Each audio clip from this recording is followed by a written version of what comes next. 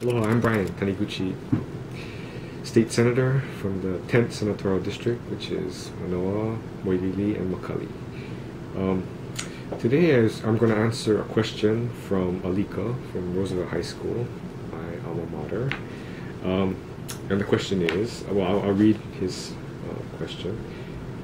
Okay. This is personal to me because my mom is an elementary school teacher. Elementary schools have closed due to decrease in enrollment/attendance. Is there anything being done in the Senate to prevent closure of the schools, and if so, what?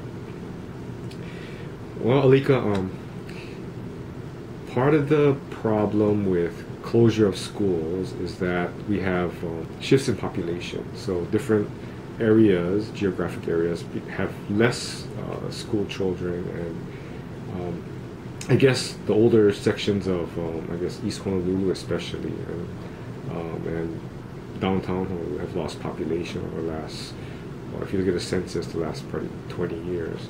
And so we do have to base, our elementary schools on districts, geographic districts. And so when there's less of a population, then we have to do things a little different. The decision to close a school is with the Board of Education. And it actually comes out of a recommendation from the Department of Education.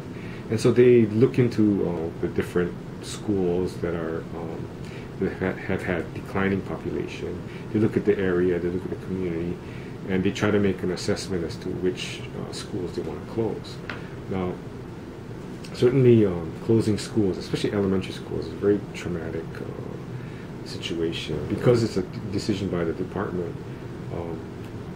The legislature doesn't really get involved with that decision, but we can do things that try to help the situation. The only real idea that I've had, and I haven't really pursued it, is probably trying to get a little bit more in terms of what we call geographic exceptions or district exceptions. I guess, like in the old days, the elementary schools especially were kind of the centers of the community because all the kids went to the school, the public school, and it's sort of a community institution. And so nowadays we don't. It's less of that. We have people traveling into town to work or traveling distances to work, and so. I think maybe one of the things we can take a look at doing and asking the Department of Education as well as the Board of Education to do is maybe looking at relaxing some of these requirements that you actually have to live in the district for, especially Honolulu proper and East Honolulu especially, so that we can have people who do work in town can hopefully have their kids come into some of these public schools and keep the population or the enrollment up so that they don't have to close them.